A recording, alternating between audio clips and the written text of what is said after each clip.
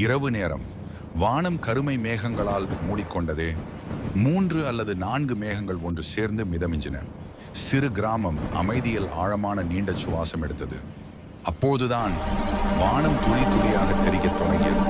மழை சீறி கிடக்கும் போது உலர்ந்த நிலம் தாயை தழுவியது போல நனைந்தது. மண் மீது இருந்த ஒரு சின்ன சபரிசி லட்டு மழையின் தெறியில் நனைந்து குளிர்ந்து விட்டது. அதன் உள்ளே மறைந்திருந்த சிறு தானியங்களை இப்போது நன்கு நனைய வாய்ப்பு கிடைத்தது.